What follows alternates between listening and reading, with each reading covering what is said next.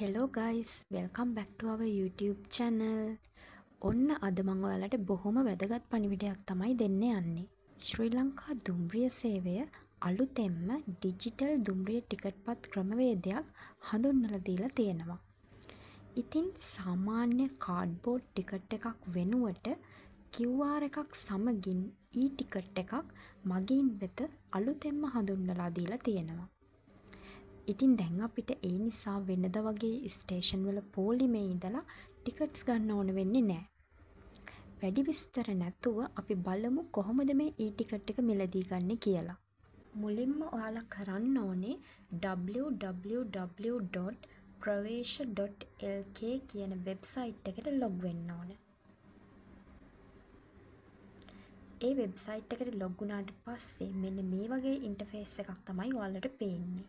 ඊට පස්සේ ඔයාලා කරන්න ඕන මෙන්න මේ නිල් පාට බොක්ස් එක ඇතුලේ තියෙන buy commuter ticket කියන එක උඩ ක්ලික් කරන්න. දැන් ඔයාලා කරන්න ඕන ඔයාලගේ ගමන ආරම්භ කරන ස්ටේෂන් එක සහ අවසන් වෙන්න ඕන ස්ටේෂන් එක ටයිප් කරන එක. උදාහරණයක් විදියට මට මෙතනදී බම්බලපිටිය ස්ටේෂන් එකේ ඉඳන් බුලුගහගොඩ ස්ටේෂන් එකට යන්න ඕන. එතකොට මම from විදියට බම්බලපිටිය දෙනවා to විදියට බුලුගහගොඩ දෙනවා. ඊළඟට ඔයාට සිලෙක්ට් කරන්න තියෙන්නේ ඔයාට යන්න ඕන ක්ලාස් එක මොකක්ද කියන එක. උදාහරණයක් විදියට second class ද third class ද කියන එක. මට මෙතෙන්දි third class යන්න ඕන නිසා මම third class කියන එක සිලෙක්ට් කරනවා. ඊළඟට දෙන්න තියෙන්නේ travel date එක. මේ ගමන යන්න අවශ්‍ය වෙන්නේ අද නම් අද date එක දෙන්න ඕනි. මෙතනදී තියෙන විශේෂත්වය තමයි දින 7කට කලින් වුණත් ඔයාලට ටිකට් මිලදී ගැනීමේ හැකියාව තියෙනවා. මෙතනදී passengers කියන එකෙන් අදහස් කරන්නේ ටිකට් අවශ්‍ය වෙන මගීන් ගණන.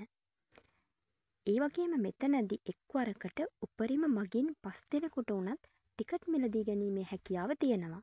ළමයින්ටත් ටිකට් මිලදී ගන්න ඕන නම් ළමයින් ගණන child කියන තැන දෙන්න පුළුවන්. මෙතනදී ටිකට් එක අවශ්‍ය වෙන්නේ මට විතරක් නිසා adult 1 කියලා මම දෙනවා. මෙතනදී මට මගේ ටිකට් ප්‍රයිස් එක 80යි කියලා බලා ගන්නත් පුළුවන්. ඒ වගේම ඔය ටිකට් ප්‍රයිස් එකට උඩින් add return trip කියලා box එකක් තියෙනවනේ. ඒකෙන් අදහස් කරන්නේ ඔයාලට return ටිකට් එකකුත් ඕනද නැද්ද කියන එක.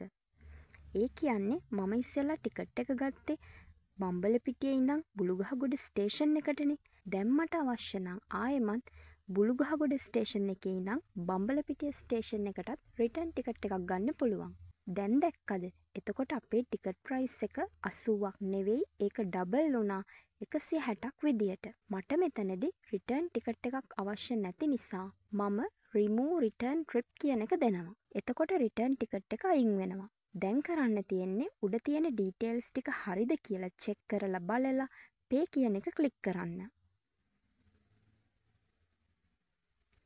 pay කියන එක ක්ලික් කළාට පස්සේ ඔයාලට ටිකට් එක එවන්න ඕන විදිය එයාලා අහනවා.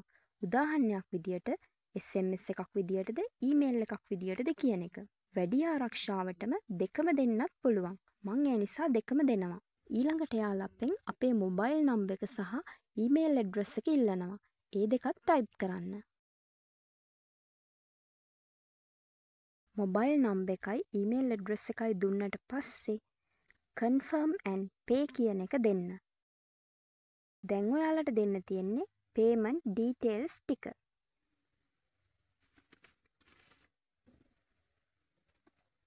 මෙතනදී ඔයාලා කරන්න ඕන ඔයාලගේ payment details ටික හරියටම දෙන එක.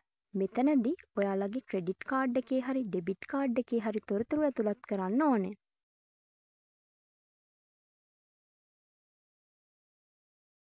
ඔක්කොම payment details ටික නිවැරදිව දුන්නට පස්සේ pay කියන එක ක්ලික් කරන්න. මෙතනදී අහන්නේ payment details save කරලා තියාගන්න ඕනද කියන එක. ඇත්තටම එහෙම අවශ්‍ය වෙන්නේ නැති නිසා අපි no කියලා දෙමු.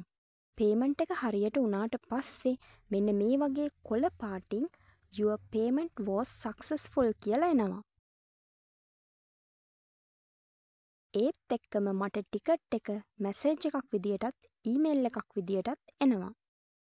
දැන් ඔයාලා කරන්න ඕන මැසේජ් වලට ගිහිල්ලා SLR e-ticket කියන එකෙන් ඇවිත් තියෙන මැසේජ් එක ඕපන් කරගන්න එක. access your e-ticket here කියන එකට යටින් ඉරක් ගහපු ලින්ක් එකක් එවලා තියෙනවා. අන්න ඒක උඩ එකපාරක් ක්ලික් කරන්න. ක්ලික් කරාට පස්සේ මෙන්න මේ විදියට ඔයාලගේ e-ticket එකට අදාළ QR කෝඩ් එක එනවා. එතන යටින්ම තියෙනවා download e-ticket කියලා ඔප්ෂන් එකක්. ඒක ක්ලික් කරන්න. දැන් ඔයාලගේ e-ticket එක PDF එකක් විදියට ඔයාලගේ ෆෝන් එකේ ඩවුන්ලෝඩ් වෙනවා. ඔයාලා ඩවුන්ලෝඩ් කරගත්ත e-ticket එක QR කේතයත් සමග දුම්රියේදී හරි දුම්රිය ස්ථානයේ හරි සිටින පරීක්ෂකවරයාට පෙන්වීම හරහා තහවුරු කරගන්න පුළුවන්.